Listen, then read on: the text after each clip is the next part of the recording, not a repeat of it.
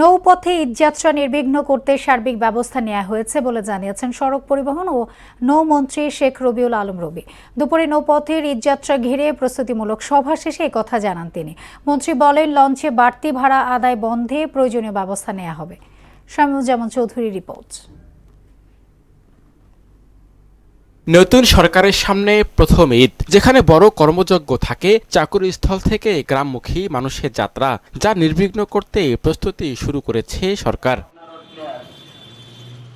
এ উপলক্ষে সড়ক পরিবহন ও সেতু মন্ত্রণালয়, নৌ পরিবহন ও রেলপথ মন্ত্রণালয় সংশ্লিষ্টদের সঙ্গে বৈঠকে বসেন সড়ক পরিবহন মন্ত্রী। বৈঠক শেষে তিনি জানান, ঈদযাত্রা নির্বিঘ্ন ও নিরাপদ করতে যাত্রী হয়রানি বন্ধের নির্দেশনা দেওয়া হয়েছে। ঈদের আগে পরে 10 দিন বাল্কহেড চলাচল বন্ধ থাকবে। আমরা মনে করছি যে নৌযাত্রাটা এবার যে কোনো সময়ের চেয়ে ভালো হবে। যেগুলি আমরা করতে সক্ষম হব তা আমরা চিহ্নিত করে ইতিমধ্যে কার্যকর করবার প্রয়োজনীয় উদ্যোগ নিশ্চিত হয়েছে। যাওয়ার পথে বাল্কহেড আছে, স্পিড বোট যত্রতত্র চলে।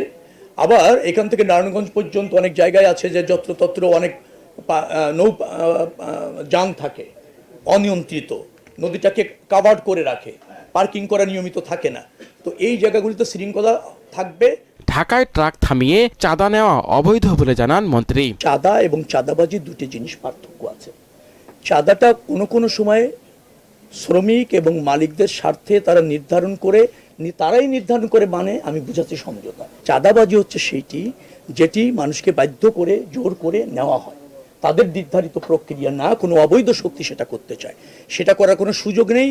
সেটার করার আমাদের এই মন্ত্রণালয়ে থাকবে না। চাঁদাবাজির সুনির্দিষ্ট তথ্য দিলে প্রয়োজনীয় পদক্ষেপ নেওয়ার কথাও জানান সড়ক পরিবহন ও সেতু মন্ত্রী। সফলতা আমরা শতভাগ করতে চাই, এটাই নতুনত্ব। শামীমুজ্জামান চৌধুরী, মোহনা সংবাদ, ঢাকা।